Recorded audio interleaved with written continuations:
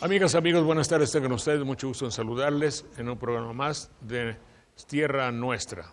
Por aquí son tan amables, aparecerán los teléfonos que no me sé de memoria, pero ahí los van a ver para llamarnos. Hoy nuestro programa tiene una conformación especial y espero que ustedes colaboren conmigo, va a ser muy interesante lo que vamos a presentarles en esta primera hora.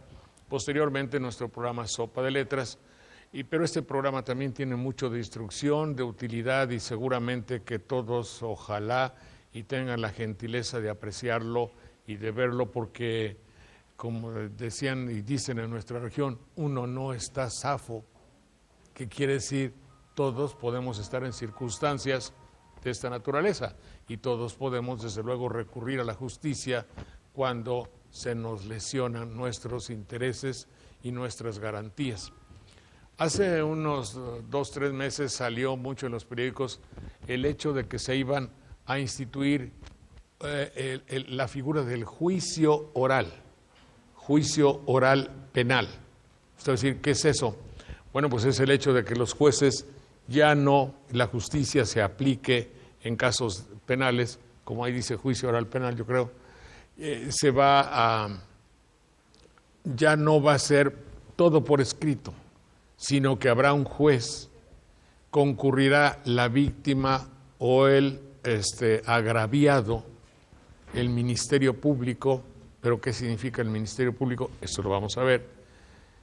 Representará, será la voz de la sociedad y del agraviado, y una vez que el agraviado exponga, se evaluará por el ofensor, o sea, el que cometió el delito, y se evaluará todo, de manera que un juez llegará y dictará la sentencia. Todo esto a la vista del público. Para tal efecto, tenemos aquí nuestra sala del jurado, no del jurado, sino del juicio oral, porque en el juicio oral no habrá jurado, será el juez quien dicte la sentencia. Yo voy a rogarle, quiero agradecer muy gentilmente a la Academia de Abogados que ha organizado y que ha tenido a bien pues preparar y organizar esta sesión.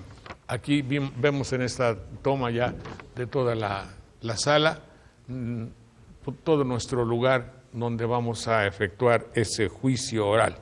Voy a rogarle al licenciado Raúl Pimentel, magistrado de la 7ª Sala del Tribunal Superior de Justicia. Licenciado Pimentel, mucho gusto.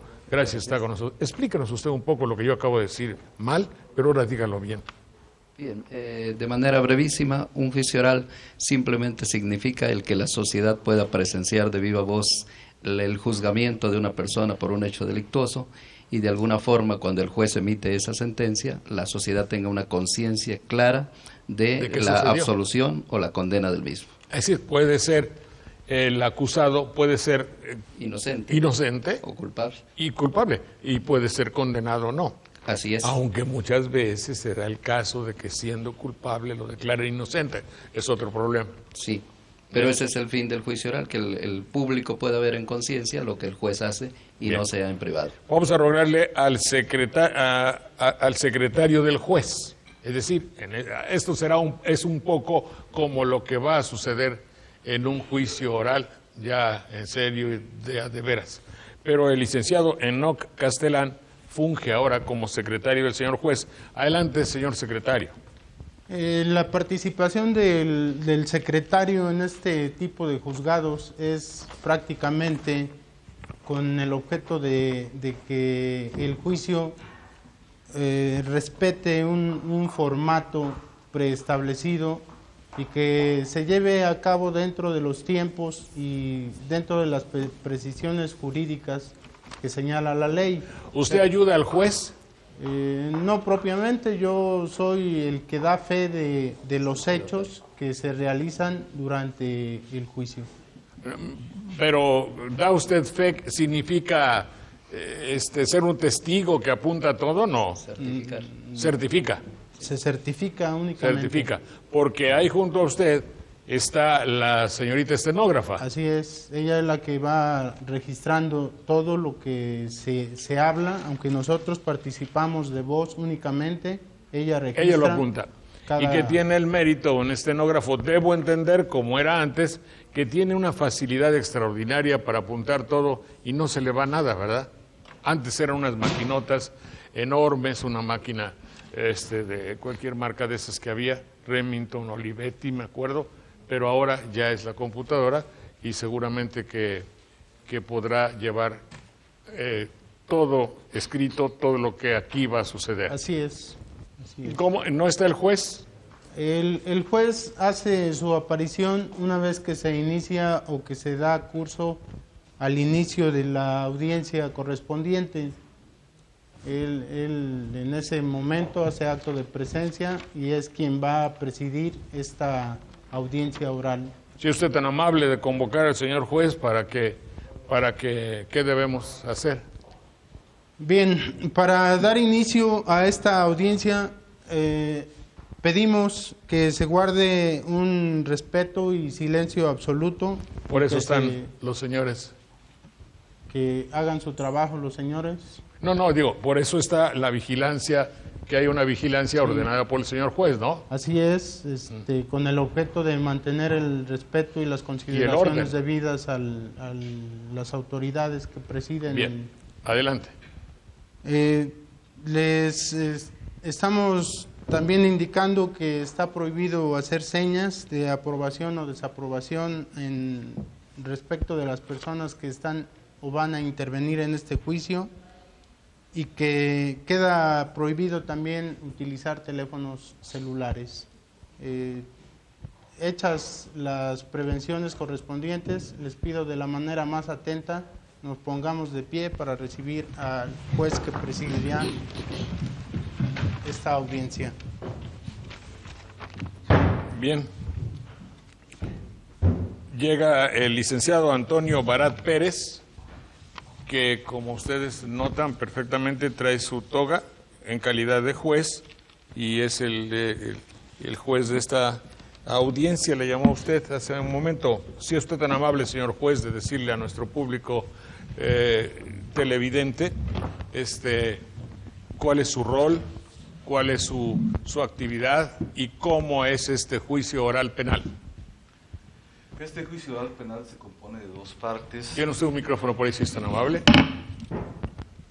Sí, se compone de dos partes con motivo de las modalidades que ha implementado la justicia mexicana, en especial aquí el estado de Veracruz.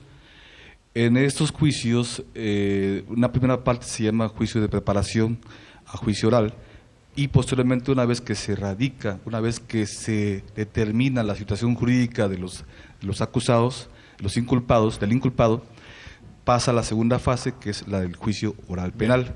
En esta se van a desahogar todas las pruebas, todas las aportaciones que tengan las partes, ya sea el fiscal o el Ministerio Público y sea la defensa, y los testigos y documentos que tengan que ofrecer para que al final de todo ello se dicte una resolución. Bien, ¿podemos sentarnos? Así es. Gracias. Bien, entonces, hablamos con los abogados y sugerimos que hubiese, voy a darles los teléfonos, se me había olvidado, el teléfono 842-3500, el 840-7090, 40-7090 y el 01800 22 55 222. 840-7090 para que nos digan más o menos si ustedes quieren orientación. Yo le rogaría después a la Academia de Abogados que ilustre a nuestro querido público. Nosotros queremos cumplir con la ley. Muchas veces no es tan simple, así como con los impuestos, así como con todas las, iba a decir recovecos, pero no, con todos los pasos que hay que dar dentro de la burocracia. Dentro de la burocracia es a veces muy difícil. Entonces creo que esto nos sirva y por ahí si tienen alguna pregunta que hacer, yo digo que va a ser respondida. Bien, yo le rogué a la Academia de Abogados que buscáramos un delito que podría ser y estar en la sociedad de lo cual se habla poco, porque en nuestra región, yo he conocido a muchas personas que dicen, oye, necesito dinero, y lo necesito con urgencia, porque di las escrituras de mi casa. o tengo una comadre, tengo un pariente, o mi hijo, mi hija, o alguien ya perdió su terreno. ¿Por qué? Pues porque lo dio en garantía para un préstamo. Y me comieron los intereses, eso es lo que dice, me comieron los intereses. ¿Qué significa eso? Pues que tenía que pagar el 10% mensual y se iba todo mi sueldo. Y lo que antes me había costado 50,000 pesos, ahora ya debo 300, 400,000. Señor Ministerio Público, si usted tan amable, que es el licenciado Ángel Cruz, Ministerio Público, junto a él está la víctima, Jamie Guerra. Vamos a dejar en la interrogante si es en realidad una víctima o es una abogada que sabe mucho de esto. No importa, el asunto es examinar el caso que les estoy diciendo. Confrontar a una persona que va a perder su bien, su casa, su terreno, lo que sea, porque no puede pagar intereses tan altos, porque alguien le prestó. He oído la palabra agio y he oído la palabra usura. Adelante, licenciado. Muchas gracias.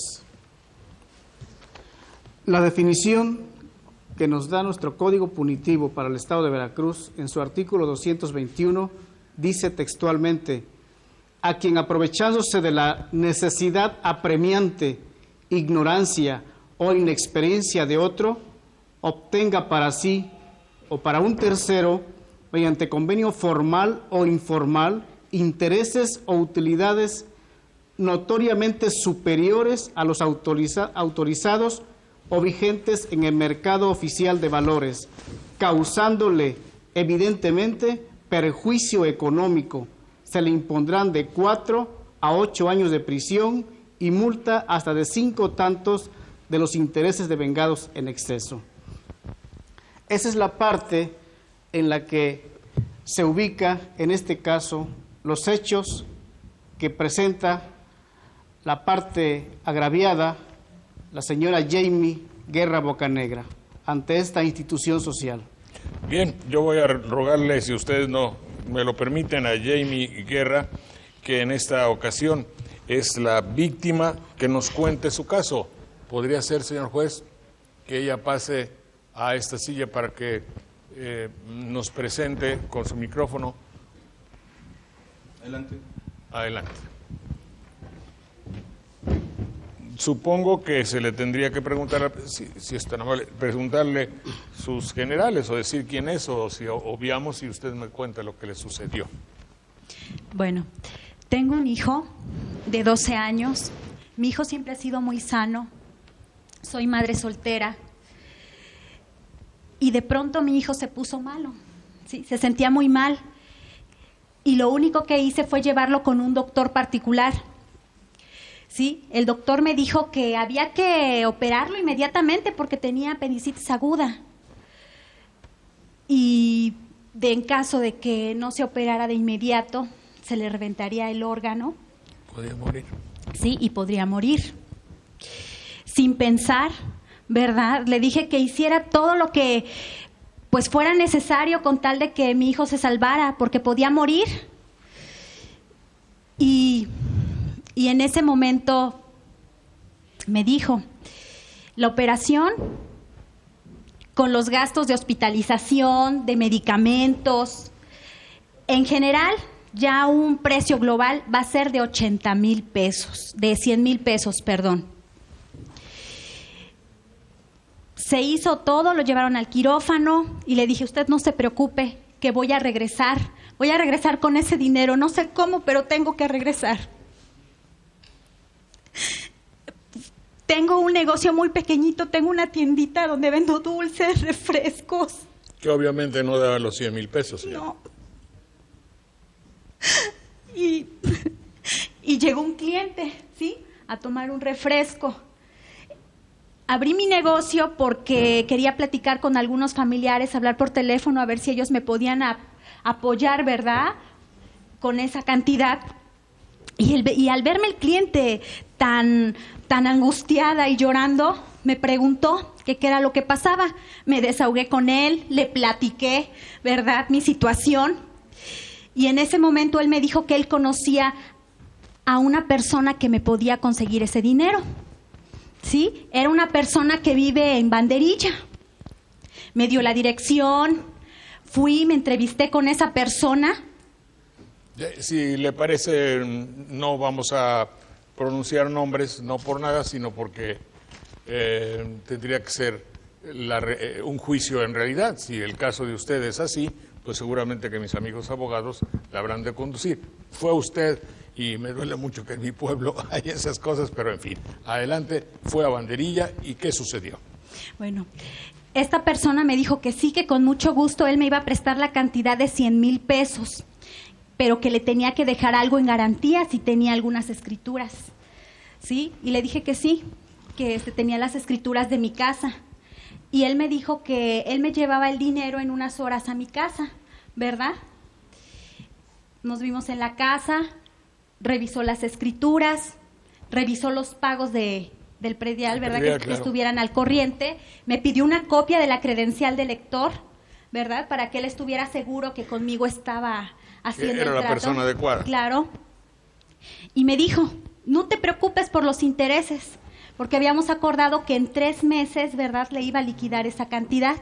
¿Sí? Dice, tú no desconfíes de mí, te voy a prestar los 100,000 pesos, ¿sí? Pero ¿sabes qué? Nada más te voy a dar 80,000 pesos ahorita, ¿sí? Porque no me completo, realmente fui al banco y no alcancé la cantidad, pero tú no desconfíes, yo te voy a dar esa cantidad.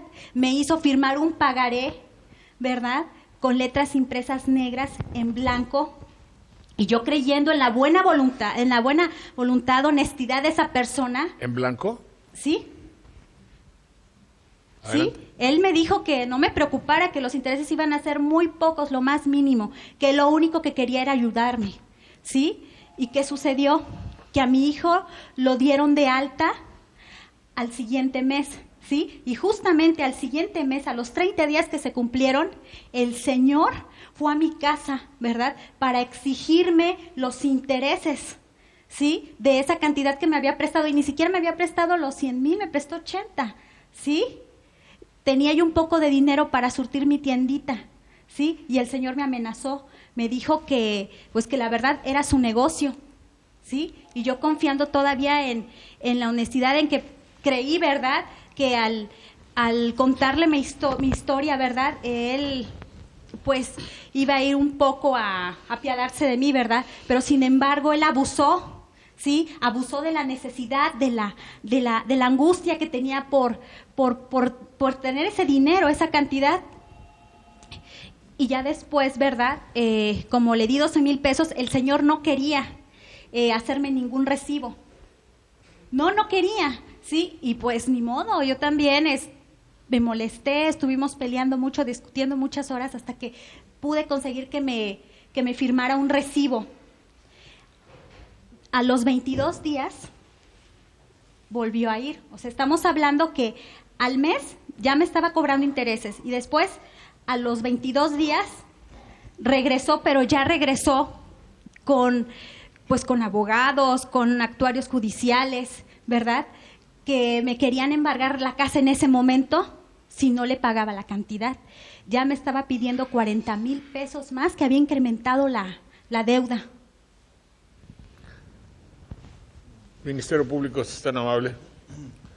Señorita Jaime Guerra Bocanegra,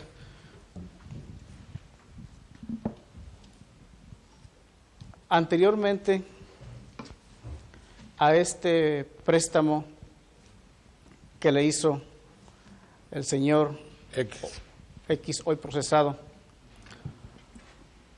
¿usted había confrontado algún otro problema semejante? No, nunca antes, nunca. Al presentarse el personal del juzgado, ¿procedieron a embargarle su casa? Sí, ya era a embargar. ¿Usted acudió a esta representación social para poner su formal denuncia? Sí. Al poner su denuncia, usted narra también aquí en sus hechos que esta conducta reiterada que ha cometido el señor ha sido sobre otras personas más. Claro que sí, es un abusador, ¿sí? Él se aprovecha de la gente que tiene necesidad. Actualmente, usted tiene ese dinero para cubrir la deuda más los intereses que le han generado. No, ¿cómo voy a tener esa cantidad? Por favor, si el señor no me ha dejado ni respirar. ¿Es cuánto? Supongo que ahora querrá preguntarle el abogado del acusado, ¿no? Sí, que es el defensor Eduardo Martínez, licenciado Eduardo Martínez, es defensor del licenciado Carlos Flores García, quien funge en esta ocasión como el acusado. Adelante, señor, si quiere usted interrogar al testigo. Sí, a la testigo. Su señoría, buenos días. Señora Jamie Guerra Bocanegra, tenemos documentación donde usted en un banco de esta ciudad tiene un depósito de 120,000 pesos. Tenemos entendido que usted es comerciante, trabaja en el área de abarrotes, ¿verdad? Tenemos entendido que también usted presta dinero. Ay, pero ¿cómo voy a prestar ¿Me dinero, permite, señor? su señoría? Sí. Usted presta también dinero a estas personas. En cuanto al evento que desgraciadamente le sucedió en cuanto a su hijo, afortunadamente en la ciudad de Jalapa tenemos instituciones médicas como el CEM, Centro de Especialidades Médicas, que le pudieron haber auxiliado. Tenemos el Hospital Civil, tenemos el Centro Médico Macutepel, ¿verdad? También tenemos constancias que usted tiene una propiedad en el estado de Puebla, para ser concretos, en la ciudad de Libres, y que no es una chocita, sino que es una casa de 3 pisos. Entonces, nosotros, como la defensa del señor Carlos, estamos acreditando que su estado de necesidad no fue cierta, ¿sí? El estado de necesidad... Señoría, pido una objeción porque la defensa no se está concretando exactamente a formular un interrogatorio, sino ya está prejuzgando, ya está haciendo alusiones en las que no es el momento procesal oportuno. Objeción procedente. Bueno, yo... a lo que es la acusación que está precisando el fiscal. Ok. La pregunta ¿es usted comerciante? Sí. Ok. ¿Trata usted con proveedores de comercio, de abarrotes? Ay, pero, vaya, pero poquito, es más, yo voy y compro, o sea, puede ir a mi tiendita, es más, con los vecinos puede preguntar, y la verdad, gano muy poquito, o sea, son dulces, refrescos, ¿sí? No es una tienda en grande. Señora Jamie Guerra Bocanegra, recuerde usted que está ante una autoridad y que la falsa declaración ante autoridades le puede crear problemas. Objeción, su señoría. Creo que esa es una competencia exclusiva de usted y de la Secretaría. Aprobada la objeción. Ok. Bueno, ¿usted es propietaria de un inmueble en el estado de Puebla? ¿Cómo creo? ¿No me está viendo? ¿Hasta cómo ando vestida, señor? Por favor, si tuviera dinero no andaría, ¿verdad?, buscando a alguien que me prestara ese dinero. Bueno, el hecho de estar vestida como indica usted no significa que no tenga dinero. Sí, señor, pero yo no me voy a estar... Encontramos dioseros que son millonarios. Señor, ¿verdad? yo no me voy a estar embarcando con una cantidad así. Pero tiene usted una propiedad en Puebla. Yo no sé usted ¿Presta cómo, usted dinero? cómo se presta, ¿verdad?, ayudar a esa gente, ¿verdad?, de ladrona. Sí, porque esa es la verdad, es un ratero, sí, que abusa de uno cuando las personas como yo estamos necesitadas.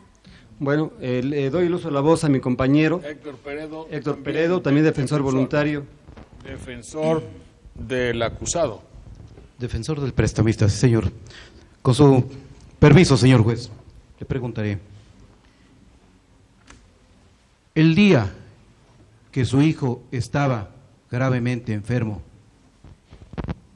se salvó por un préstamo que recibió. Sí.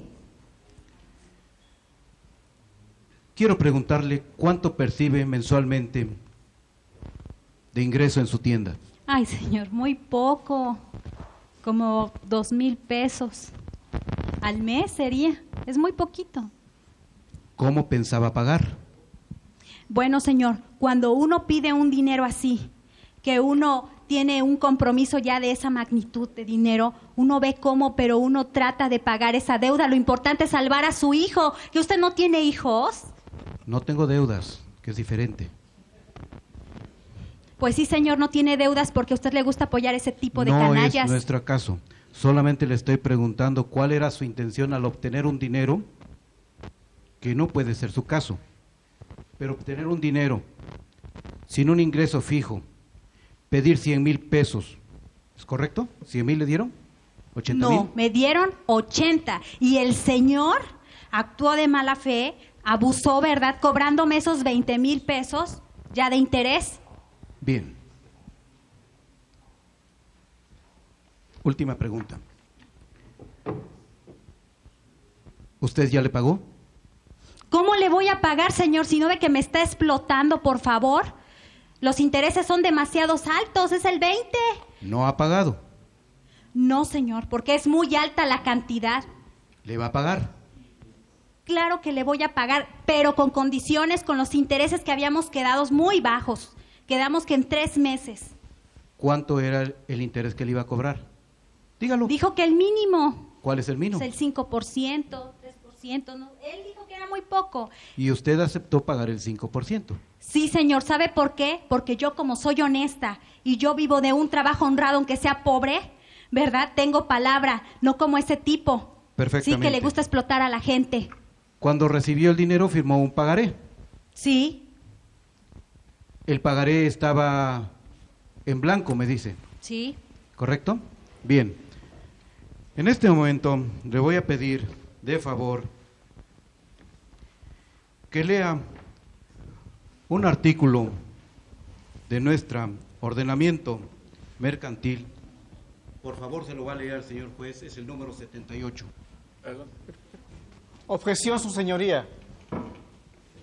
No permito que se le dé lectura a una norma aislada, a un artículo, porque parece ser que la defensa desconoce que las normas deben ir concatenadas, relacionadas, de acuerdo con su literalidad, una con otra para una correcta hermenéutica jurídica. Por lo tanto, pido se deseche esta intervención de que la persona que le viene representando la institución social dé lectura a un solo artículo sin antes percatarse de que las normas van relacionadas. La objeción que hace el fiscal. Con la reserva de mis derechos, debo decir a su señoría que desde luego que la señora recibió dinero y firmó un pagaré, realizó un acto mercantil y no fue sorprendida. Es cuanto. Gracias, señor.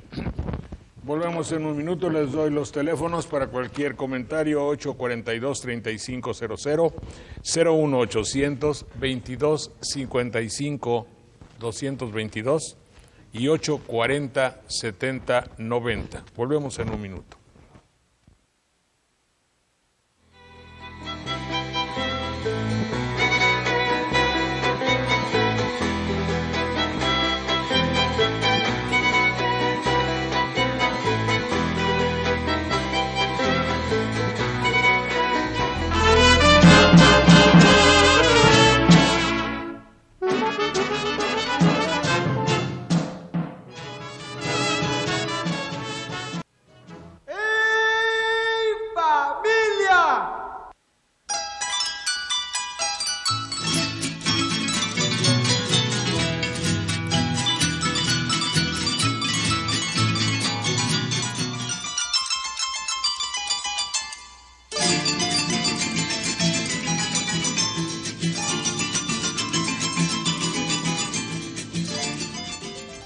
Les repito, nuestros teléfonos es el 842-3500, 01800-2255-222 y el 840-7090, por si ustedes tienen algún problema que pueda relacionarse con el juicio oral o con un juicio, una demanda. Siempre es muy bueno saber de lo que se trata. Ya vimos la declaración de la ofendida, de la víctima, de la persona que pidió un préstamo y los intereses, y el prestamista le quieren quitar su casa. Ahora el licenciado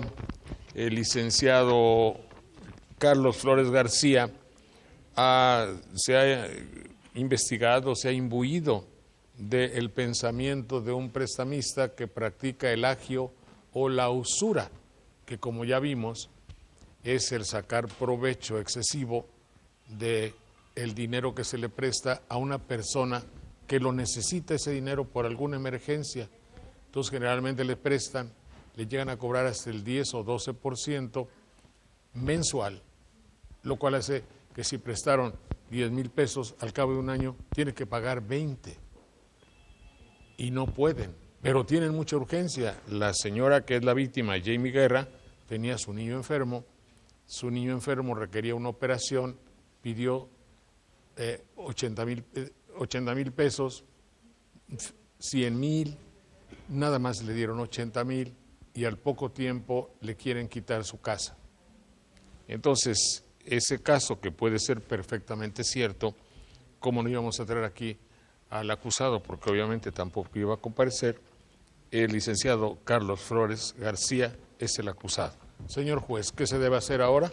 Sí, en continuidad de la audiencia de pruebas, precisamente aquí está en el banquillo el acusado, el procesado, el señor Carlos Flores García. Consecuentemente, el señor agente del Ministerio Público tiene la palabra para poder interrogar libremente aquí al acusado. Muchas gracias, señoría. Señor Flores, en el momento en el que usted se presentó al domicilio de la señora Guerra, ¿el pagaré efectivamente estaba en blanco? No, ella lo llenó y lo llenó completo, y consignando un interés del 20%. Quiero hablar un poquito más fuerte. Anteriormente, ¿usted ha prestado también dinero a otras personas? Sí, muchas veces. ¿Usted se ha adjudicado bienes por motivo de los préstamos que acostumbra hacer? También. En este caso, ¿usted se presentó con sus abogados aquí presentes y los actuarios del juzgado a embargar la propiedad de la señora Guerra? Sí. Díganos usted,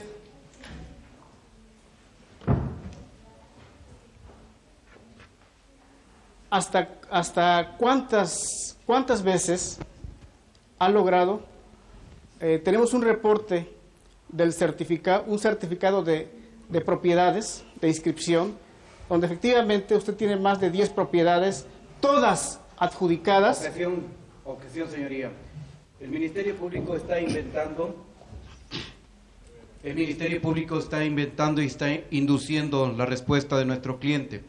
Nuestro cliente no conoce esos certificados, no se le ha mostrado, por lo tanto, no puede responder de una prueba que no ha visto con anterioridad para ponerse a imponer de ella y objetarla debidamente.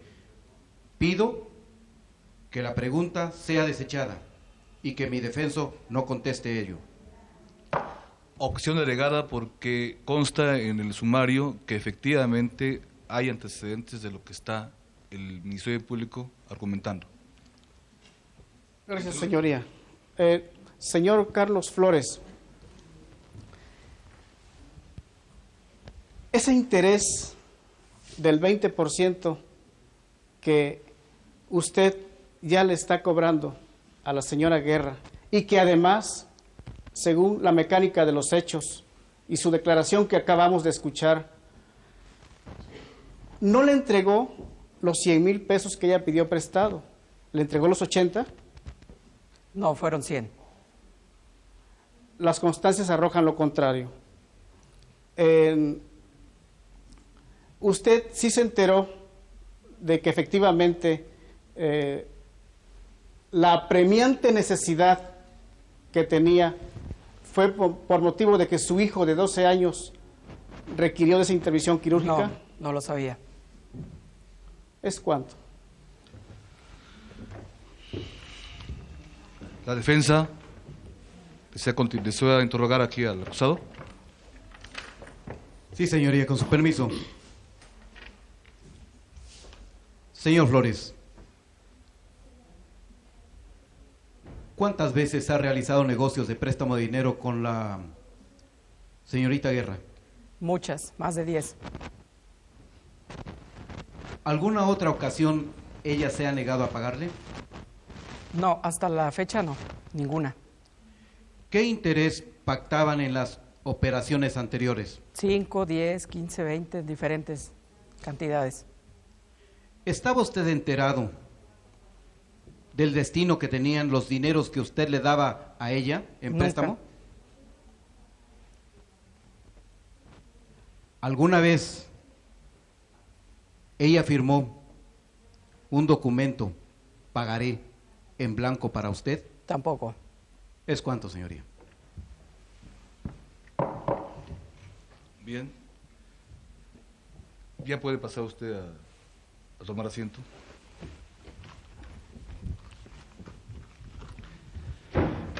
En continuidad de desahogo de pruebas, tenemos o pedimos la comparecencia aquí del testigo, el testigo de cargo. ¿Me permite, su señoría? Quisiera alterar un poco el orden para seguir una mecánica correspondiente. Pediría que se llame a este recinto jurisdiccional al doctor Ramón Rodríguez Barradas, quien se encuentra presente. Concedido.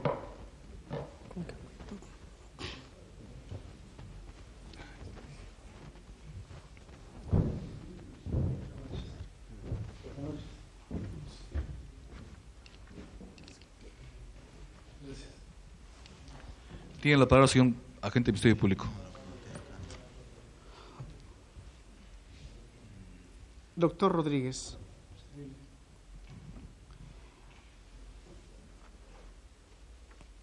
Al realizar la auscultación al infante Luis Alvarado Guerra, hijo de la señora Jamie Guerra Bocanegra aquí presente, ¿qué fue lo que usted le diagnosticó? Joven, yo quisiera, para tener una imagen breve, pero importante en estos casos, darle lectura a la nota médica que daría una imagen de lo que sucedió el día del... Adelante, doctor. Sí.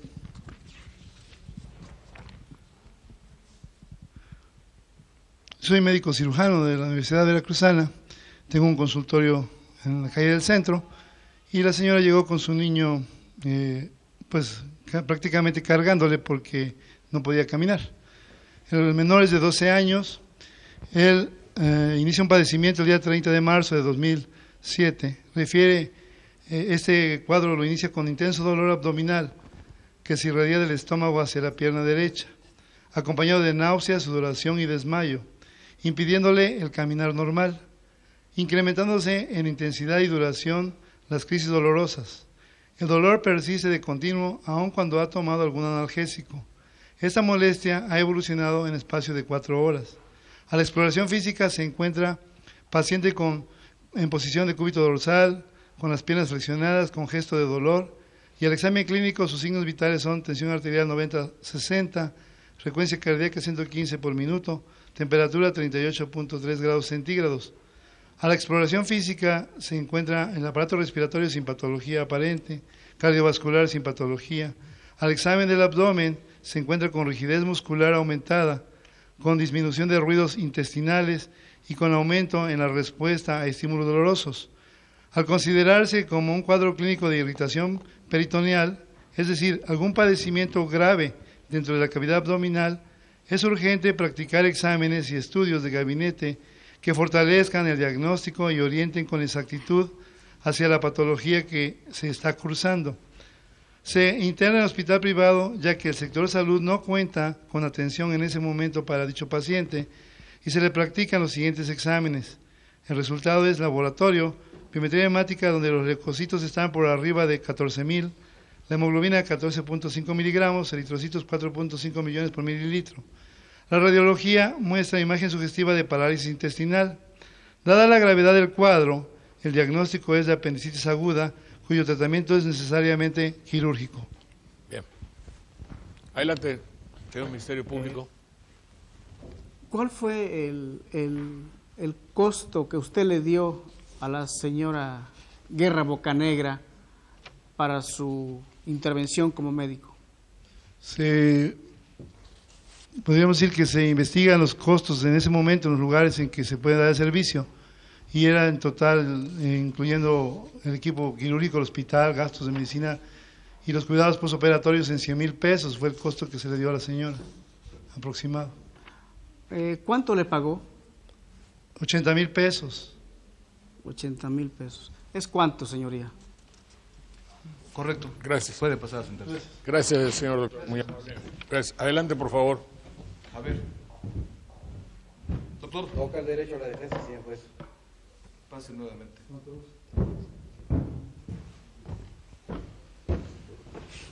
La defensa. Sí.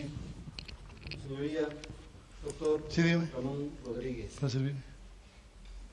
¿Cuántas instituciones públicas y privadas existen en la ciudad de Jalapa que le pudieron haber ayudado a la señora Yeima Guerra Bocanegra para evitar un gasto innecesario?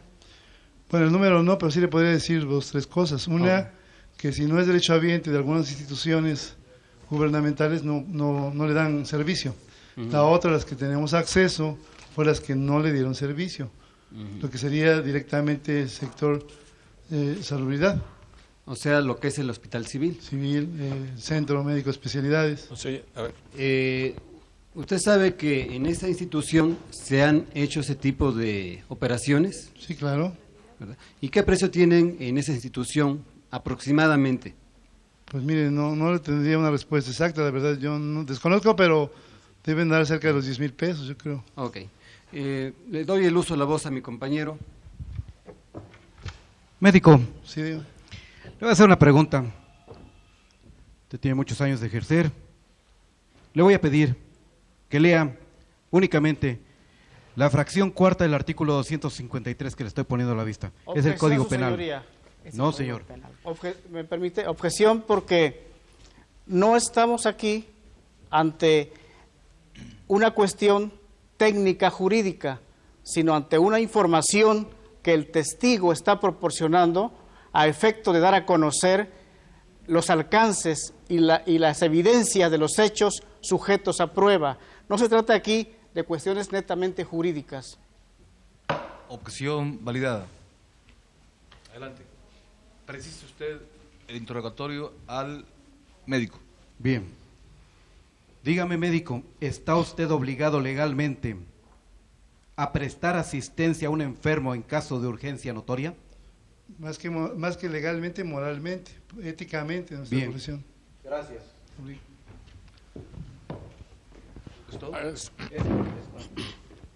Adelante, señor juez. Después de esta... gracias, señor doctor, muy amable, muy amable.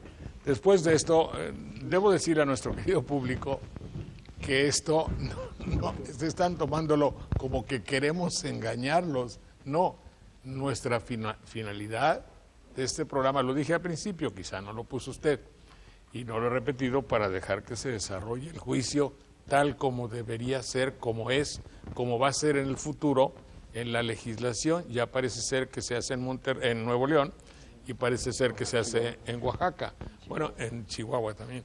En Veracruz se harán así los juicios y bueno, debemos saber cómo es un servicio para ustedes.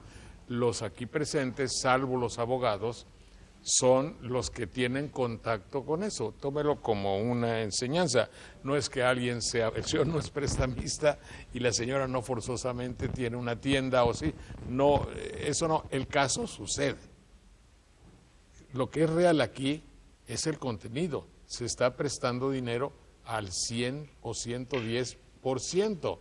Y hay agujeros en la legislación y la pregunta fundamental mía sería ¿por qué un banco puede prestar con sus famosas tarjetas de crédito al 60%. ¿Por qué una casa de empeños presta al 100% o 120%? ¿Y por qué hay personas que prestan al 10% mensual? Lo cual hace que sea el 100% anual. Aquí eso sería motivo de un enjuiciamiento y evaluación muy sesuda, muy inteligente, muy profunda. Aquí solo les decimos a ustedes, y quiero agradecer, como lo hice al principio, a la Academia de Abogados y a estos gentiles y a amigos abogados, que en realidad es su oficio, el hecho de que ellos hayan hecho concreto un juicio oral sobre un tema que poco se ha tratado, pero mucho sí se ha sabido de personas que son víctimas de una necesidad y que piden y que después se los comen los intereses, que es la palabra que se utiliza. Así es que no estoy engañando a todo el mundo, ni la señora Jenny engaña a todo el mundo. Por cierto, que quiero agradecerle su particular tomar bien la personalidad de una persona ofendida. Sí, el señor Félix Gómez Domínguez de Cozoleacaque está indignado porque el programa no entiende cómo yo me permito a defender los intereses de los ricos del gobierno. No. Estamos hablando de unas personas comunes y corrientes en la sociedad que prestan dinero así.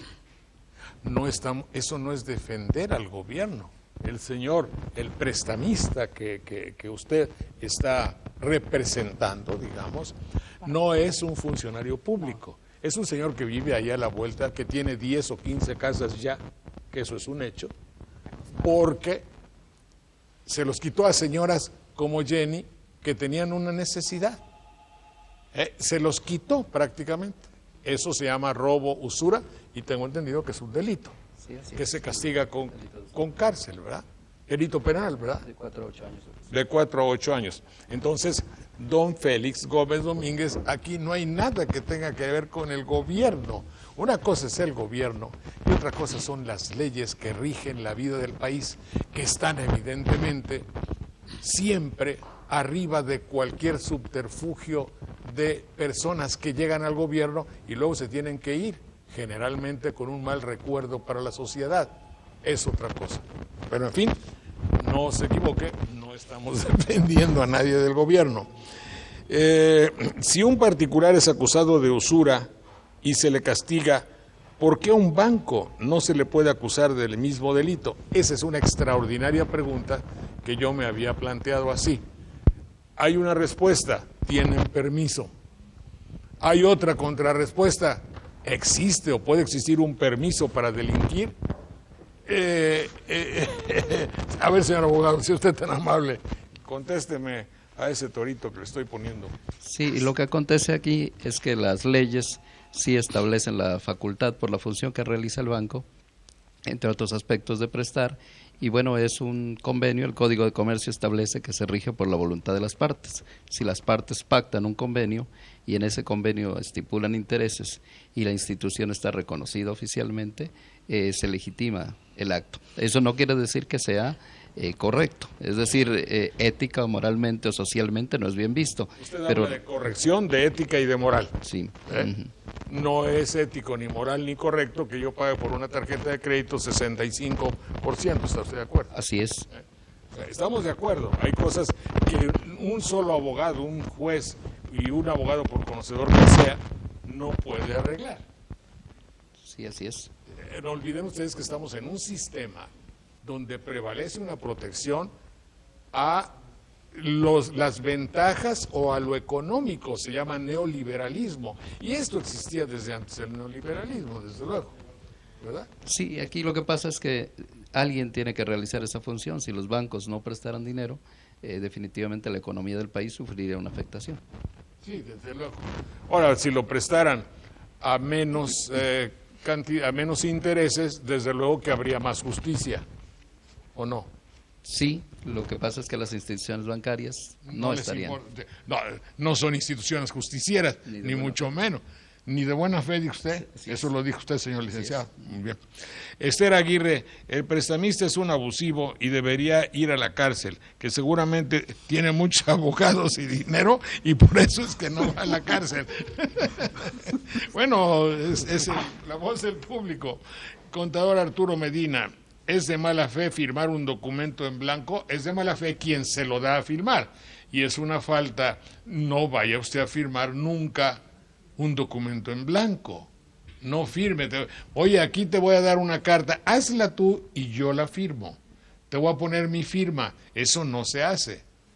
Eso es verdaderamente un peligro, ¿verdad? Sí, es un riesgo porque no se sabe el contenido que le puedan imponer. Bueno, laboriosidad del prestamista para cobrar un préstamo en el periodo pactado, habla de eso. ¿Por qué hay, Jorge Achil, hay una defensa del usurero si no está permitido por las leyes la usura? ¿Por qué hay una defensa del usurero, señores defensores del usurero en este caso? Bueno, perdón. La situación es que en la vida real, así como hay personas que se dedican a la cuestión del préstamo, también hay personas que de mala fe piden dinero y ya con la intención de no pagar lo que se pidió. En este caso, y no es uno o dos casos aislados, así como existe el agio, también existen muchas personas que piden dinero y que nunca pagan. No tienen la intención de Exactamente. pagar. Gracias, señor. Félix Galindo, aquí hay algo interesante, señor juez. ¿Por qué no se suprime el formulismo anacrónico de ponerse de pie ante la llegada del juez?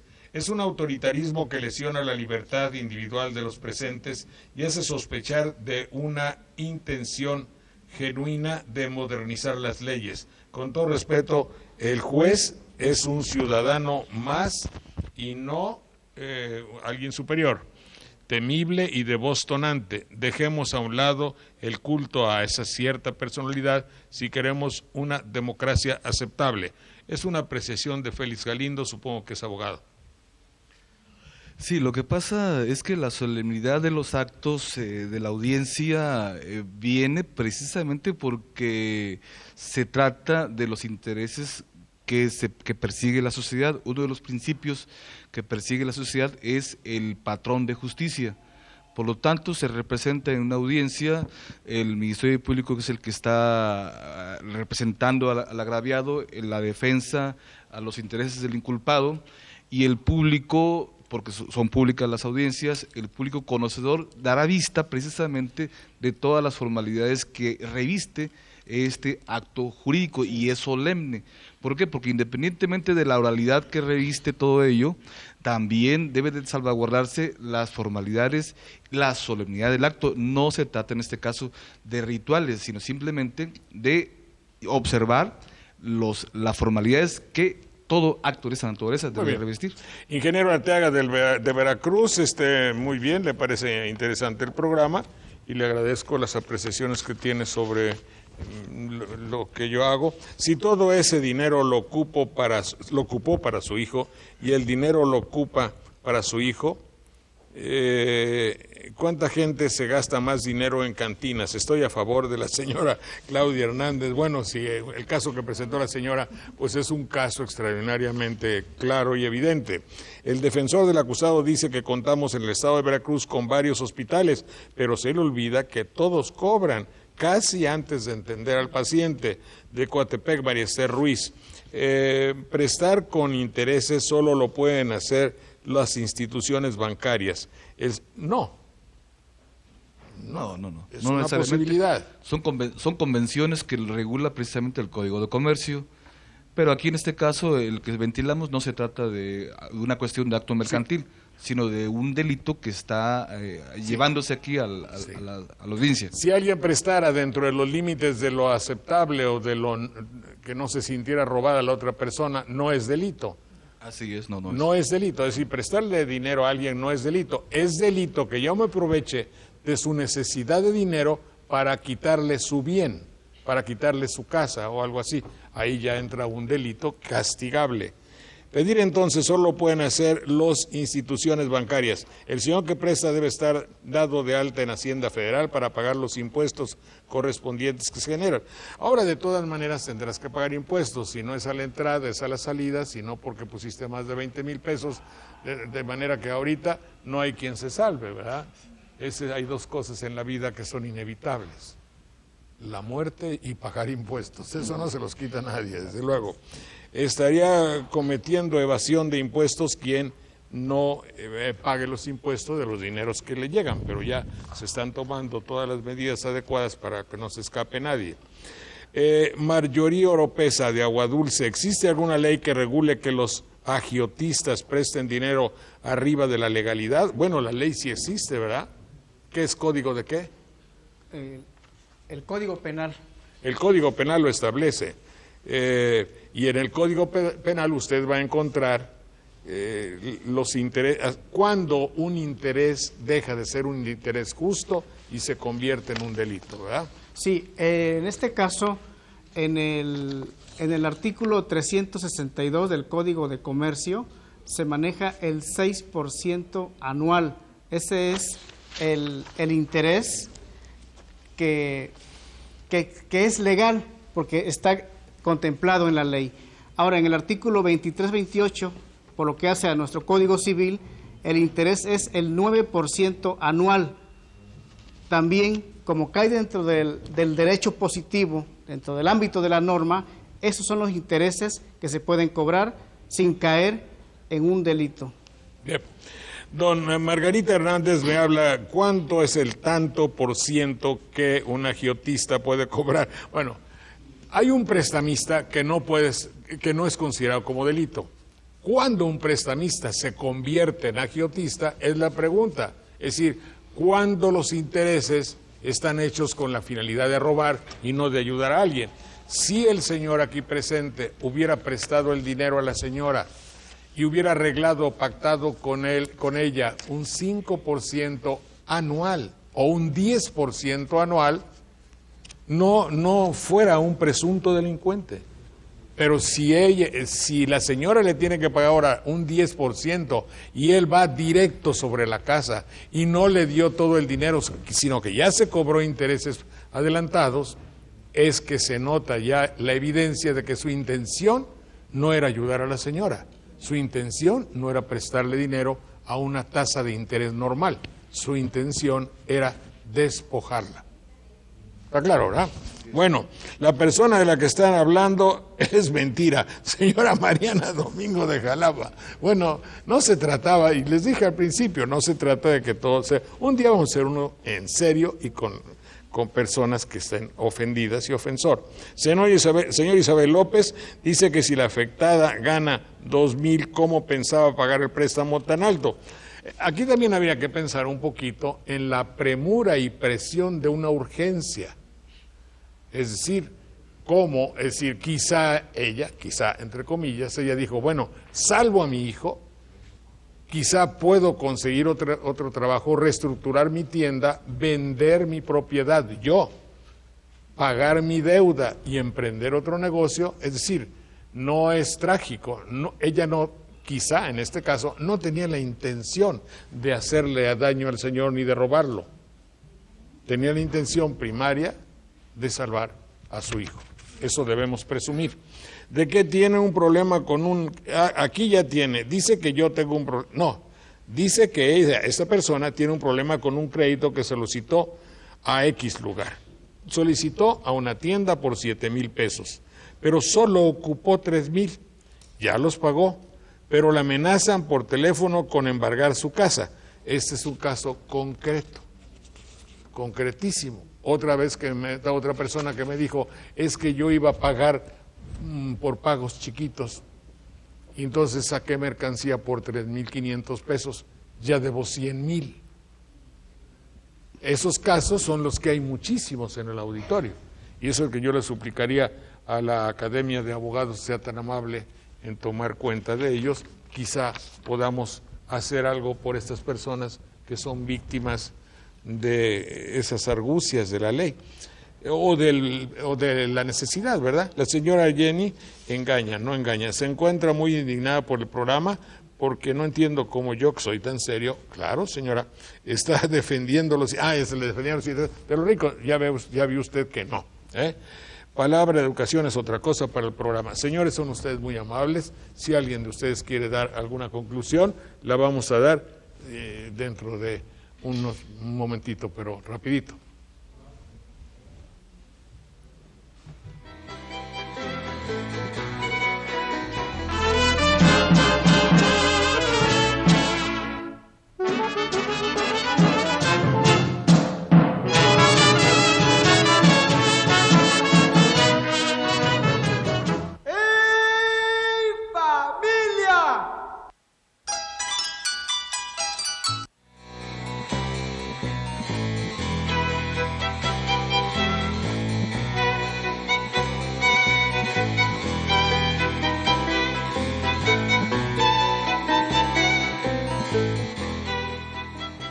Bueno, pues vamos a despedirnos. Voy a rogarle al señor juez, si es tan amable, que es el licenciado Antonio Barat Pérez, concluya nuestro programa, que ha tenido como finalidad, lo digo por mi parte, el hecho de presentar a ustedes como un ejemplo, llamémosle ejemplo, que no simulacro, porque ellos son en verdad defensores, acusadores, hombres de ley. Entonces no es un simulacro, es un ejemplo de lo que puede ser y será en el futuro el juicio oral. Adelante, señor juez.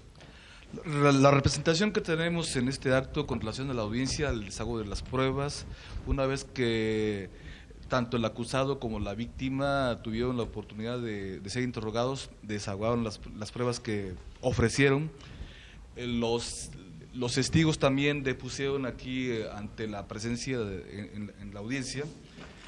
Se declaró cerrado el periodo probatorio y, hecho que haya sido, se entró a la fase de conclusiones que tanto la defensa como la Fiscalía, el Ministerio Público ofrecieron. En este caso, el Ministerio Público pidió la sentencia al acusado en el parámetro de 4 a 8 años de prisión, porque él puntualiza su acusación y la defensa, a su vez, con las pruebas aportadas, trató de desvirtuar los hechos, trató de acreditar que efectivamente era o es inocente el acusado. Concluida la audiencia, se cerró la instrucción y se pasó a la fase de resolución o sentencia, la cual, una vez que se dio estudio a todas las pruebas, se valoraron las circunstancias de modo, tiempo y lugar en que sucedieron los hechos, concluimos con la siguiente determinación. La modalidad o la existencia del delito de usura se encuentra acreditado porque se han satisfecho las particularidades del Código Penal. En este caso, el que se haya aprovechado de la inexperiencia, de la necesidad, de el haber obtenido un interés utilitario o notoriamente superior a lo que puede considerar la ley, se encuentra debidamente acreditado con el préstamo, con la facturación del pagaré, con la exhibición de los 100,000 pesos. La valoración de las pruebas, en este caso los testimonios de cargo que ofreció y que se desahogó parte del Ministerio Público, también se encuentran debidamente acreditados porque no desvirtuaron los hechos que constituyó la defensa, y el testigo de cargo o de descargo que ofreció la defensa tampoco se encontró mayor asidero. Por lo tanto, se impone al acusado, al señor Carlos Flores García, la pena privativa de libertad de 4 años de prisión, con la modalidad de ser conmutable y con la suspensión condicional de 5,000 pesos y una multa de 20,000 pesos. Eso es todo.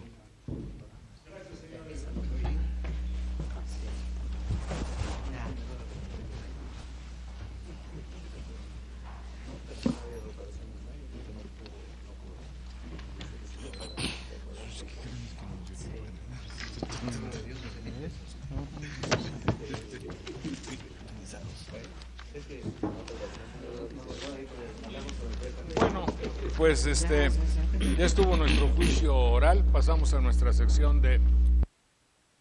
Mucho gusto, mi querido Buenas noches, Manuel. ¿Cómo ¿qué te tal? va? Juanita, mucho gusto. Señor Curi, licenciado, mucho gusto. ¿Cómo estás? Novena Clemente. Qué barbaridad, ya se fue, se enojó. Aquí estoy. A ver si está nuestro amigo ¿No sirve este aparato? Entonces debo utilizar este. Muy bien. No, para el maestro Curi, yo creo. ¿O sí debe utilizar este? Este ya, es que este ya me lo acabé. Lo condenaron allá.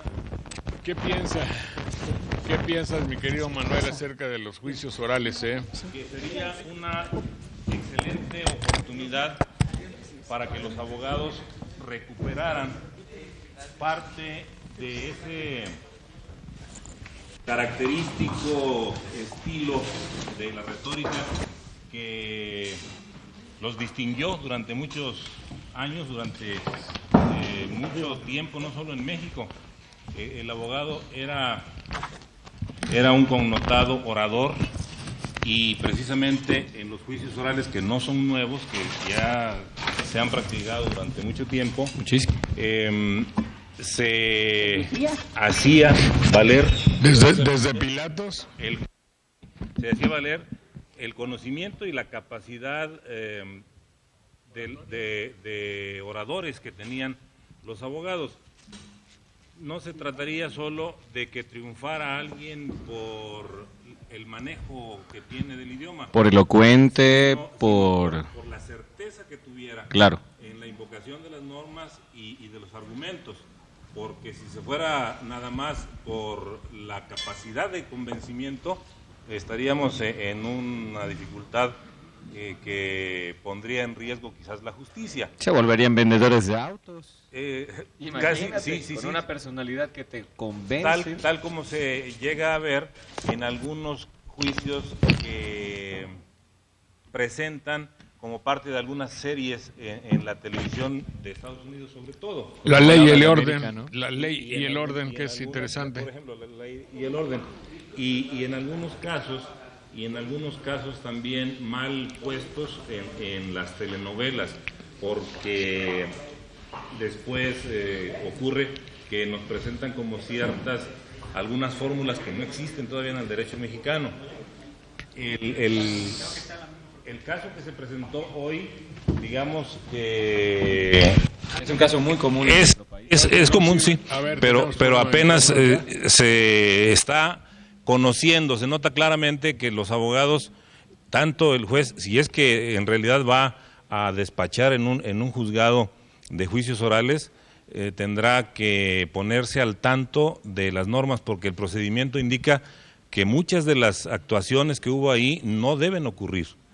Por ejemplo, ese desplante del fiscal o agente del Ministerio Público hecho como si fuera en una serie de televisión, creo que rompe las formalidades que indican las normas que están por entrar en vigor.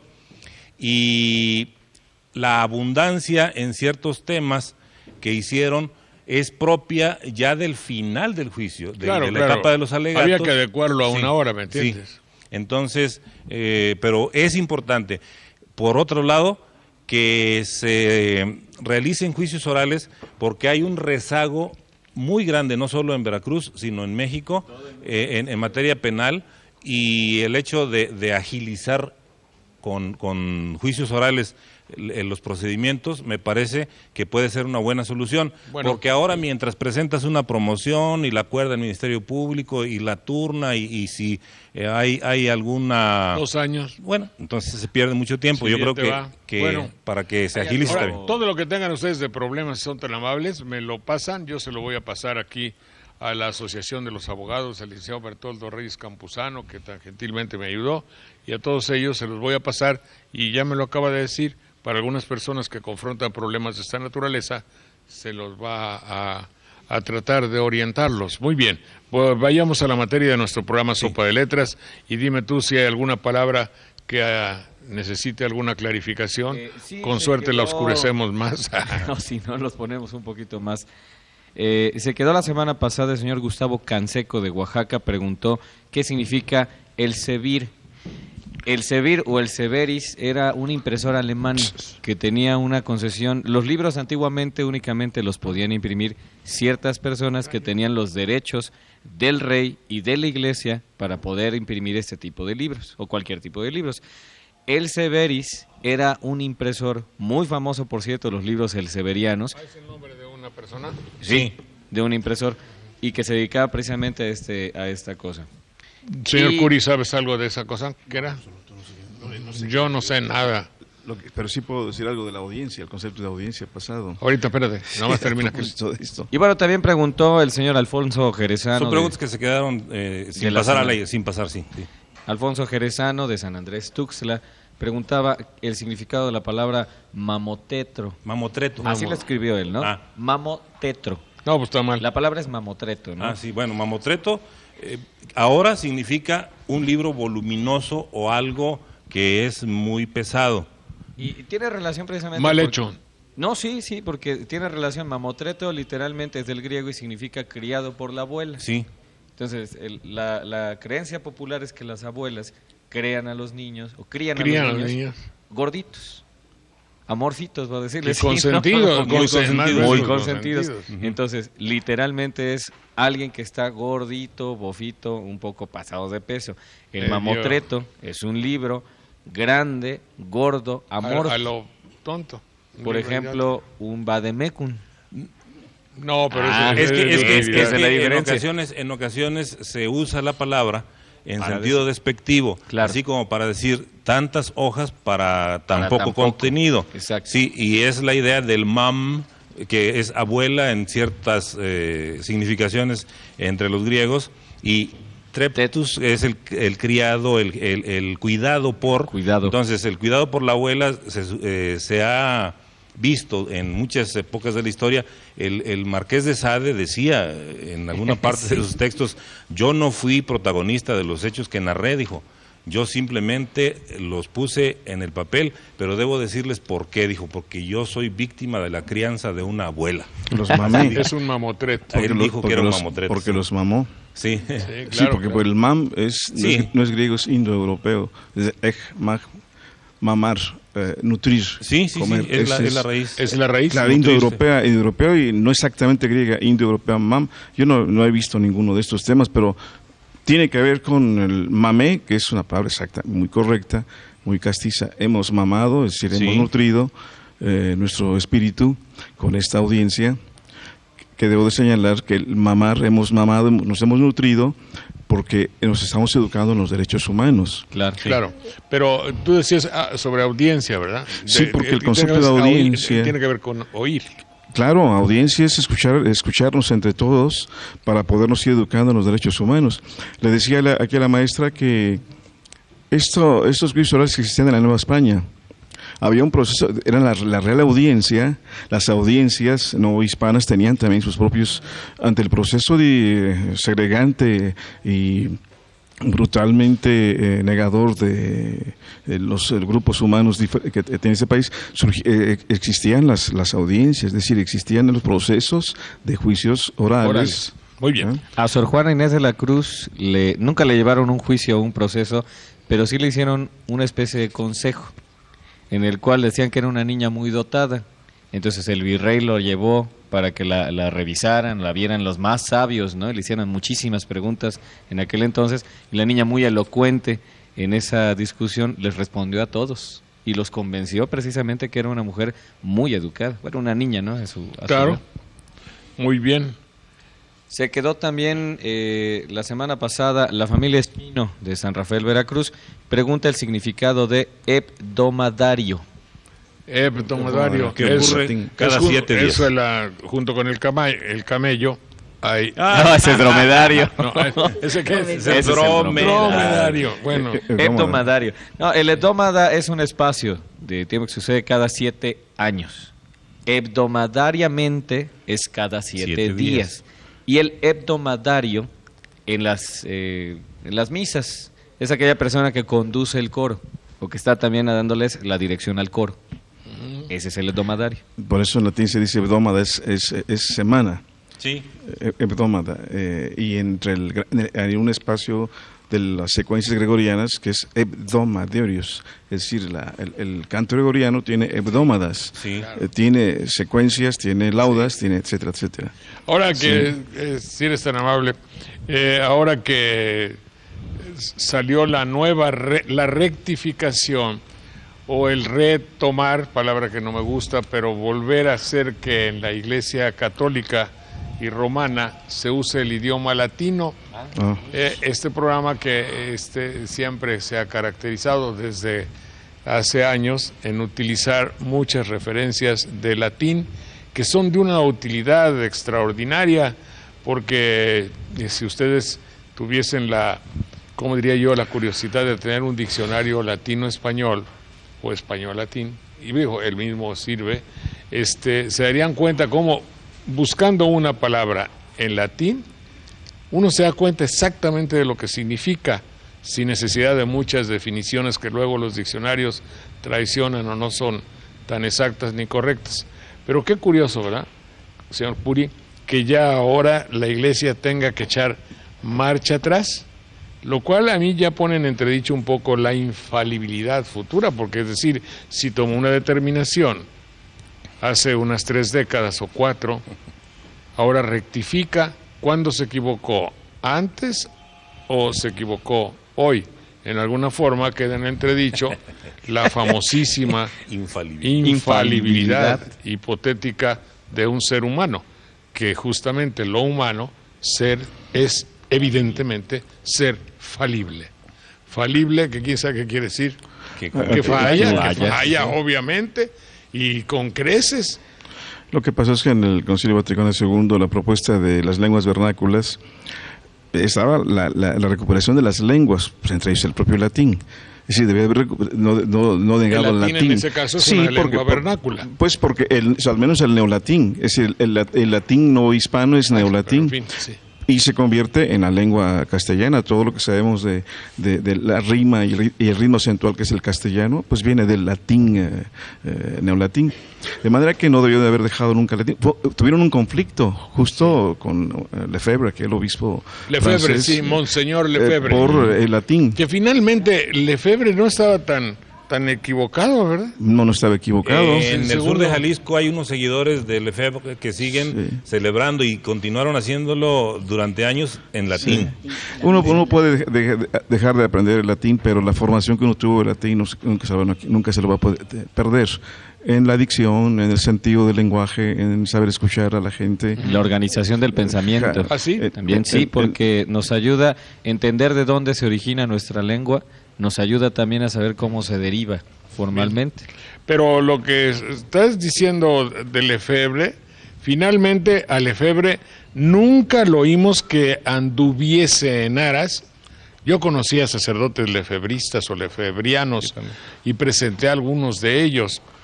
Haga usted de cuenta que ese es un católico recalcitrante, muy encerrado en su iglesia, en su espiritualidad, en los rituales de la iglesia tradicional, pero nunca anduvieron a la consecución del poder, que yo me acuerde.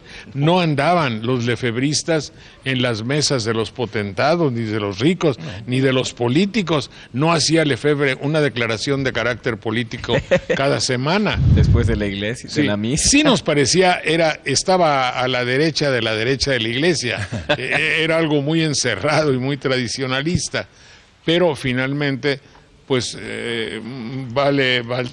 sería ahora recordamos con nostalgia esa iglesia lefebriana de los grandes consejeros, confesores. Porque ¿verdad? conservaban, es decir, el concepto de conservadurismo no solamente es de los problemas en la concepción moral, sino que se conservaban cierta senatus, cierta sapiencia, que oxigenó demasiado el Concilio Vaticano. Fue tanto el oxígeno que entró que posteriormente al Vaticano II Concilio se terminó la enseñanza del latín y difícilmente uno encuentra ahora personas que se han refugiado los latines en institutos de filología en la UNAM pero en general se perdió el latín. Bueno, Arturo Medina habla de seguramente que estuvo mal escrito, de la silología, pero debe ser filología. Filología debe haber sido. Sí, es una ciencia que estudia las lenguas en su relación con otras disciplinas del conocimiento, diríamos así para ser muy concretos, porque no estudia solo el idioma y que nos diga se usa de este modo y se usa de esto, sino que dice qué tiene que ver, por ejemplo, qué tienen que ver las palabras con la botánica, con la química, con la filosofía, con la ética, con la música, etcétera. Es la relación de la palabra o de los filología, signos. Filos, amigo. Amigo y logos, palabra. Amigo de la palabra, bueno. Pero es más que eso. Sí, creo que el filólogo, Nietzsche era filólogo. Una serie de filósofos son filólogos. Es la recuperación del sentido de la palabra y la recuperación del sentido de la palabra, que no es solamente lo que acaba de decir, sino un sentido, recuperación del sentido de la palabra y en consecuencia la apropiación del sentido de ese lenguaje, lo cual implica un tremendo... Apropiación quiere decir robárselo o que sea propio. No, se convierte en propio mío. Es decir, me lo apropio de tal manera que el filólogo se convierte automáticamente no en orador, sino en exégeta. Claro, en exégeta. ¿Qué exégeta es? Claro, no en orador. Los abogados no deben ser oradores, discúlpame. Deben de ser intérpretes, casuistas, que sepan discernir. Porque un orador es un político, puede ser un rétor. No, claro, pero espérate. Puede ser un rétor. Yo quiero entenderlo muy bien. El chiste es que tengan el conocimiento adecuado de lo que están haciendo la posibilidad de expresarlo y de que sea entendido y utilizado como elemento para que el juez se forme un juicio adecuado y conforme a derecho. Por supuesto que puede ser un gran orador, por supuesto, un gran retórico. Y de suyo la retórica es un tema específicamente filológico. La parte de la filología sería también entender una cultura a través de su lengua. ¿Cómo se expresa esa cultura? Principalmente de la lengua escrita, ¿no? De los escritos que tienen y cómo se han representado a través de los tiempos los diferentes pueblos, ¿no? Principalmente. Dexamira es nombre, Ceballos, sí, no, sí. Será de Yanira, ¿no? De Yanira, pues es que la I parece X. Gracias, de Yanira. La dirección de la barra de abogados. Le voy a pasar al señor licenciado Bertoldo Reyes Campuzano, aquí hay muchas cosas ¿de qué? Del juicio. Del juicio, y ahí él llamará. Jorge Viveros pregunta si perspectiva o prospectiva es lo mismo, ¿no? Desde luego. No. Perspectiva. Perspectiva es una visión, digamos, un modo de ver algo. Un punto de vista. Sí, un punto de vista. Y la prospectiva es como ver hacia lo que va a ocurrir. Pro es adelante. Hay prospectistas, ¿verdad? Sí. En economía, por ejemplo, hay prospectistas. Hay mucha prospectiva. Que obviamente prospectista es sinónimo de equivocado. Todos los que prospectan algo, prospectan, se dice. Por eso le ponen ese apellido, ¿no? Con un margen de confianza. No, ¿qué margen de confianza? Todo lo que han dicho, predicho y ultradicho, obviamente es lo que no va a suceder. La perspectiva generalmente es una actitud de utilización. Es decir, un historiador no tiene que tener perspectiva, o un lingüista, o un filósofo, o un economista, porque ya tiene un paradigma, un modelo antiguo. O una ideología que no le va a permitir ser investigador real. La perspectiva implica justo filología, justo exégesis, justo lenguaje. La perspectiva. Y la perspectiva y un problema de suyo moderno, muy moderno, es hacer prospectiva. Las crisis contemporáneas implican que todos los historiadores o los investigadores hacen no perspectivas, sino prospectivas. No, el problema que se refiere el maestro quizás sea, hay un problema muy fuerte en las ciencias actuales, querer analizar las cosas del pasado de acuerdo a la situación actual. Esa es una visión retrospectiva, de acuerdo a lo que eso es retrospectiva. La visión prospectiva, que es la que menciona el maestro, pensar que en el futuro las cosas van a ser de acuerdo a nuestros conceptos. Ahora, generalmente quien tiene una visión prospectiva hacia el futuro dentro de la política está haciendo algo que se llama demagogia. Está buscando hueso. Es decir, todos los políticos cuando hablan de lo futuro, de lo bueno futuro que viene, o ¿cómo debo decirlo? Del bien que se nos espera o que se avisora en el futuro, generalmente están mintiendo. Sí, ¿Por qué es que no? No, yo desmiénteme. Digo que quién sabe, no sé. Sí, pues eres hipócrita, porque ¿a poco es falso lo que digo? Pero es que habría que decir entonces que el mundo no funciona. No. Pero funciona para uno. Pero permíteme, ¿por qué? Cuando un político te dice, este plan que yo estoy haciendo ahora, acerca de, por ejemplo, mi convicción de que todos debemos comportarnos bien en tales aspectos, asegura que en un futuro vamos a tener la prosperidad, la felicidad y la armonía en México, que es un pensamiento prospectivo. Sí, basta y con... es falso. Es falso. Sí, pero es falso todos, por un, quizás. Es un punto de partida que sí es falso. Hacer prospectiva implica estar dando culto al puro presente. Es prospectiva, es decir, no más falta con que modernice mi mobiliario mental, lo que está pasando ahorita, y en consecuencia actúo en el campo político, en el campo de la acción humana, pero siempre en prospectiva. No significa necesariamente que yo no haga retrospectiva, ex antecedentibus recta fit interpretatio. Hago juicios a partir del pasado, pero el asunto que quien hace prospectiva normalmente no lo hace, porque ha hecho de la contingencia del presente pura necesidad y lo convierte en prospectiva. Los políticos dicen coyunturalmente hablando. No, es la palabra que utilizan. Coyunturalmente, si coyunturalmente quiere decir con todo la posibilidad de mentir, la mala intención, todo eso sí. Juanita, por favor, adelante. Pero si están hablando ya. Juanita, adelante. Bueno, pues decimos de diferentes palabras que a veces en las gramáticas dice que son sinónimos, pero hay algo curioso, luego dicen no existen sinónimos perfectos. Pero en este caso yo quiero insistir en esto de los proverbios porque a mí me parecen muy interesantes y todavía tenemos muchos a los cuales referirnos, pero en este caso traigo unos que se refieren precisamente a unas palabras que parecen sinónimas pero no lo son. Por ejemplo, tenemos la palabra refrán. Refrán es un dicho o sentencia. Ábrego de día, agua al tercer día. Este proverbio posiblemente no es muy conocido por lo que se refiere a ábrego. ¿Qué es ábrego? Es un airecillo un tanto frío que presagia algo. Y entonces por eso dice ábrego de día y luego es que presagia que va a llover. Y su origen es africus, porque en Europa lo recibían del sur.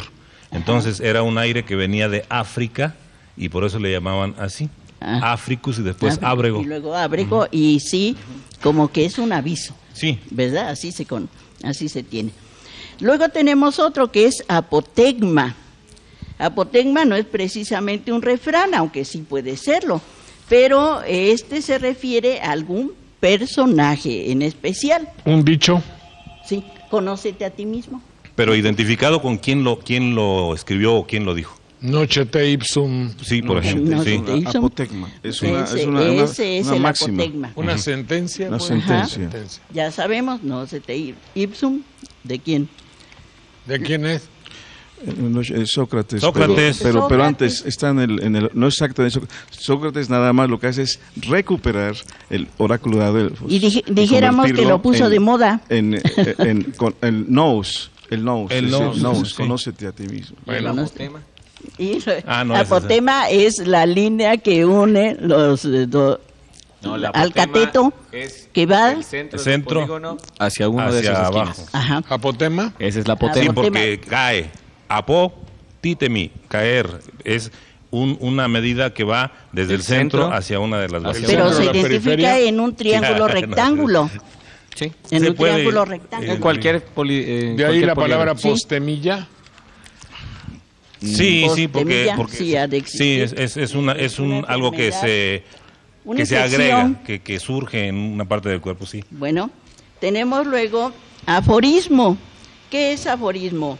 Aforismo es una sentencia, un refrán, pero que se convierte en norma o regla. Aforismo no es cuando uno quiere cobrar y no le pagan sus afores, no.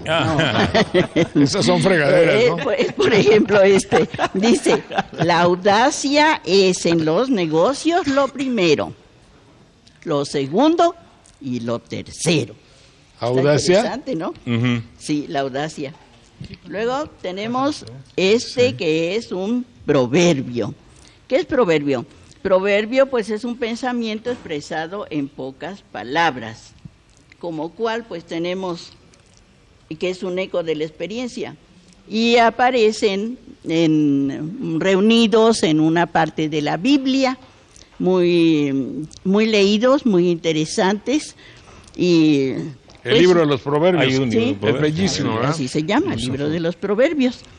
Y finalmente tenemos adagio, o que te preguntaba si era adagio. No, adagio en español. No, en música sí es adagio. Pero en latín es adagio. Aquí es adagio, que es una sentencia breve moral.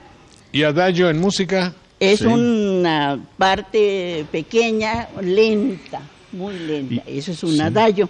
Sí. Y entonces tenemos aquí una que a mí me gustó mucho, que dice, Dios existe, luego pienso. No, pero para que sea adagio necesita dar la indicación de hacer algo. Agere es hacer, como de ahí viene la palabra también, agenda. Entonces, adagio es aquella expresión que te indica hacer algo. Almuerza bien, come más, cena poco y vivirás, ese es un adagio. Por eso casi siempre son... que ordena. En imperativo, sí. Son de tipo moral, normalmente. No, bien, eso no mires sí lo tenemos. Sí, los adagios los adagios que construye Erasmo, se llama adagios, son construcciones de pensar brevemente y pensar bien. Claro. Y después lo recupera Gracián, el jesuita. Su presencia en la Nueva España es importantísima. Hay una serie de jesuitas que trabajan adagios y enseñan, es decir, cuando uno está estudiando, a pensar en sentido clásico es pensar brevemente, pensar bien, pensar brevemente es pensar bien, y eso ya implica que es una actitud, un posicionamiento ético, porque sabe uno pensar y pensar con brevedad. Bueno, adagio, lo bueno breve es dos veces bueno. Dos veces bueno. Entonces, ¿no te gustó Dios existe? No, no propone. No, sí me gustarme, sí, pero no es no es una estrictamente, no es una recomendación de acción. Exacto. No es una fórmula, no exactamente, ni siquiera es una fórmula, es una proposición filosófica susceptible o no de demostración, y es un problema. Es un problema fuerte. Es decir lo que usted acaba de decir, no le aceptaría el concepto de adagio, ni siquiera de refrán. Es una proposición filosófica. Ni el Papa. No, naturalmente. Sí, porque refrán quiere decir vuelto a cortar. Es volver a, y frangere es cortar. Es decir, se tomó una experiencia y se plasmó en alguna parte. Entonces cuando recuperamos eso, cuando recuperamos aquello, volvemos a cortar de esa experiencia y la utilizamos para nuestra vida diaria y para expresar algún saber. Debe haber alguno por ahí en eso que tomó Juanita que dice, si buscas a Dios, despreocúpate, ya lo encontraste. Claro, ese es un refrán. Hay refranero religioso y refranero popular, ¿no? Por cierto, tú lo conoces, el Fondo de Cultura sacó un gran refranero. Bueno, entonces, gracias, Juanita. Ya van más de 5 décadas cuando el Concilio Ecuménico en Roma se tomó el acuerdo de que se hablase en latín, más de 50 años ya. No me acuerdo. Nunca se dejó de hablar el latín y nunca se negó. Bueno, en la misa. No, naturalmente sí, porque... ¿Te acuerdas que decían introibo el altar de... Ad altere adeum cretifica juventutem meam. Es claro, ese era clásico. Creo que hasta mi mamá y mi abuelita lo sabía. Todo el mundo... Nada más sin embargo, sí sigue siendo nunca negó el latín la Iglesia Católica. El asunto es que no tenía la capacidad del protestantismo de relación uno con otro, que lo había digamos que tomó un poquito el criterio comercial la Iglesia en ese sentido. Preguntaron hace tiempo que por qué algunos relojes que tienen los números romanos tienen en lugar de el 4 con la B y el 1, tienen 4 palitos. Entonces, esa medida la tomaron también porque como muchas personas no sabían utilizar la regla del uso de los romanos, lo más fácil fue poner ese 4 para que el pueblo lo entendiera.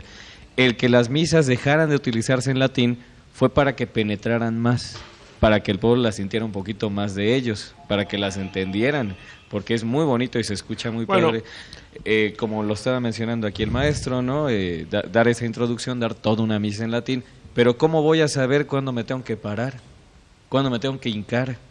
¿Cuándo Está tengo bien, que ir a comer? pero ¿cuándo tengo que hacer las manos así o dar brinquitos? O hacer, cuando pasa la charola, ¿no? Porque en una de esas yo vi, Esa no en está la misa, interesante. yo vi en la misa que brincaban y hacían faramayas y levantaban las manos, parecía el programa de Raúl Velasco. Bueno, pues ya son los grupos pentecostales. No, bueno, pero también en la Iglesia Católica hay algunos que hacen o carismáticos eso. dentro los carismáticos. Sí, hay un yo no exactamente, está bien esto, pero discrepo un poco lo que acabas de decir. No, desde el enfrentamiento con Lutero, es decir, desde siempre estuvo la intención en la Iglesia Católica de traducir el ritual y la liturgia al castellano. Fue muy difícil. Pero así le fue a Fray Luis de León. Y a Fray Luis de Granada. Lo metieron a la cárcel porque tradujo el Cantar de los Cantares, no toda la Biblia. Estaba estaba prohibido. Sí. Y así pasó también con la ciencia, que se escribía toda en latín. Precisamente los tratados, por ejemplo, de Descartes, que se escribió también en latín, después al traducirlo a otros idiomas para que se entienda. Le cambiaron todo. Le cambian el sentido. A ver, yo creo que el problema es no tanto que se realicen en latín o no las misas, sino para qué se hace eso. Si fuera para popularizar esta lengua, que sería muy útil para que tuviéramos elementos de mayor conocimiento de nuestra propia lengua, bien.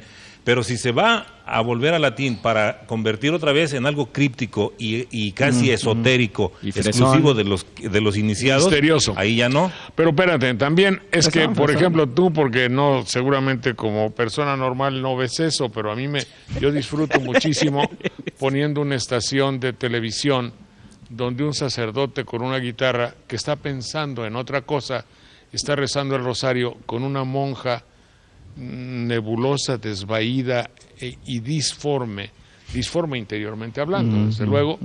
Están hablando de Dios ante el Santísimo expuesto todo el tiempo.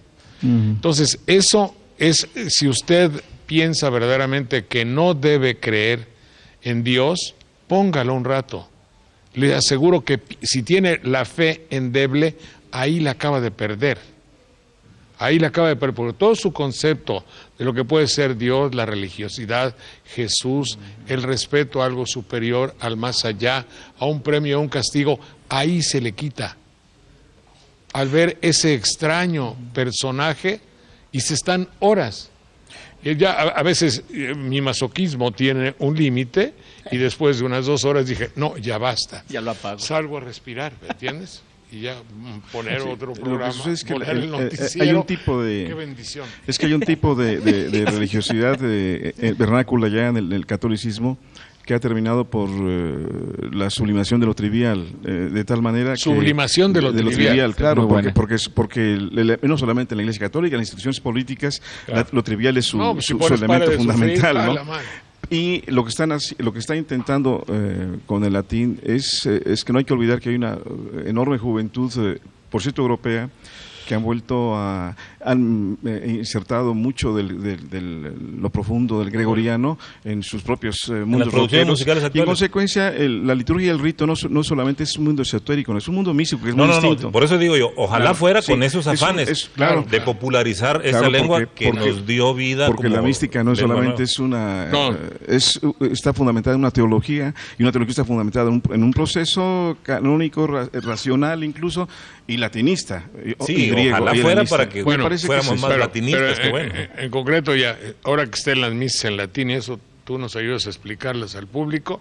Y algo que no debería haber desaparecido era el nobilísimo, espiritual y profundo canto gregoriano, en contra de las guarachas asquerosas que están cantando ahora en la iglesia. Sí. No, pues por eso guarachas asquerosas. Sí, claro. Sé lo que digo. Pues, claro. Son claro. guarachas. Es ritmo de carnaval. Y no se puede llegar a esos extremos. Protesto. Estoy hablando en pro y en defensa de las nobles cosas de la religiosidad de todos nosotros, ¿eh? No me vayan a achacar nada, ¿eh? Bueno, que salude yo a Ernesto Ramírez porque cumple años y bueno, lo hago con mucho gusto. Yo hago lo que ustedes ordenen. Y aquí también, que no dice, ¿de dónde proviene la expresión pláticas bizantinas? No nos querrá usted decir que tenemos... No son alusiones directas. No son alusiones a nosotros. José Álvarez Porras. Adelante. Bueno, Bizancio fue la capital del Imperio Romano de Oriente, donde se refugió finalmente gran parte de la cultura, entre otras la cultura cristiana en un tiempo, y la cultura occidental, digamos, o la parte nuclear de la cultura occidental, porque Roma dominaba en ese momento. Y se hizo fama que se discutían algunos asuntos a veces medio intrascendentes. A los clérigos de aquella región se les atribuye el nacimiento de una expresión que dice, están haciendo un tiquismiquis, dice. Tiquismiquis, sí, así, lo conozco. una plática sin mayor sustancia, porque tiji, miji, tú, ahora vas tú, ahora voy yo, ahora vas tú. Es decir, así es más o menos de hablar de algo como bizantino. en la cámara de, no me acuerdo cómo se llama ahí, ¿dónde está? ¿Quién sabe? Cámara de gases, ¿no? La cosa que hizo el perro Bermúdez ya también, no tuya, ten la mía, te la presto. Ese es un tiquismiquis. Entonces, a eso se refiere algo la expresión pláticas bizantinas, porque le atribuyeron, no es cierto totalmente, le atribuyeron la fama a Bizancio, a aquella parte del Imperio Romano, que hablaban sin entenderse, de operar una cultura un poco intrascendente. No es totalmente cierto. Yo quiero explicar un poco esto. En Bizancio Bizancio siempre fue la gran herejía cristiana, muy ligada a los griegos. La herejía cristiana de Oriente siempre es muy potente. Estaban los donatistas. La herejía cristiana de Occidente es más de riñones, los cátaros, los albigenses, Lutero, pero no, aquí estos son realmente potentes. En consecuencia, el tijimiki, no, eso es el te-miki. Y el tequimique era un debate entre donatistas y el lenguaje y el debate que tenía San Agustín sobre si la Trinidad era el concepto era del uno a las tres personas o de las tres personas a la unidad. En consecuencia el tema es mucho más fuerte. Eso es lo bizantino. Claro, entonces no es tan bizantino, es decir, bueno, aquellos tenían siquiera otra seriedad. Pero ya para nosotros todo lo que implica una Trinidad donde son dos o tres, pero uno es espiritual y los otros dos están divididos y uno no se ve y no hay dibujos de uno es igual que el otro y el otro vino a representar al de arriba y el que ofende al de abajo ofende al de arriba y en el medio, eso para nosotros es una complicación bizantina, sí, complejo y todo eso. En fin, no hay más que el viejo proverbio que dice, haz bien y no mires a quién. Quiero utilizar este momento que ustedes son tan amables para dar, primero para despedir convenientemente al licenciado Sergio Villasana y a Gonzalo Cuspinera, que eran los directores, bueno, el director Villasana y Cuspinera, el ejecutivo fundamental de Canal 4+. Debo decir que cuando llegamos, ellos nos recibieron con los brazos abiertos, que nos facilitaron todo para hacer nuestro programa. Muchas gracias y se va Villasana.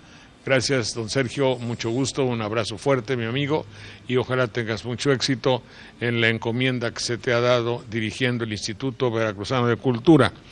Llega con nosotros un joven compañero que aquí lo conocemos, David Cuevas, y que tiene toda su juventud pasada aquí, y bueno, él es un joven, pero seguramente desde hace 15 años era prácticamente un niño, ha crecido en este Canal 4+.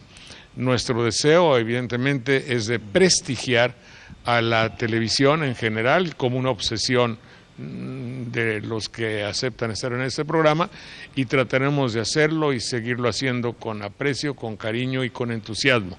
Estamos en la mejor disposición de colaborar en lo que se nos solicite y agradecemos el apoyo que ya se nos ha brindado. Así pues, felicidades, David, que tengas mucho éxito. El joven Estrada, que también va a estar en la coordinación de todos nosotros, y seguiremos adelante en cuanto el tiempo y por allá lo permitan. Y agradezco a todos ustedes, desde luego. Gracias. También quiero hacer un paréntesis para agradecer cumplidamente la atención que siempre tuvo para nuestro programa el Instituto Veracruzano de Cultura, que lo llevaba la maestra Esther Hernández Palacios. A ella mi gratitud, su apoyo ha sido fundamental en estos programas siempre y en otras actividades de cultura, y seguramente que en el nuevo camino que emprende habrá de tener también muchas satisfacciones y muchos logros. A todos ustedes felicidades, y así saben que aquí nos encuentran, y nuestro programa desde luego, mientras esté en el aire, al servicio de ustedes. Muchas gracias. Buenas noches. Gracias. Gracias. Buenas noches.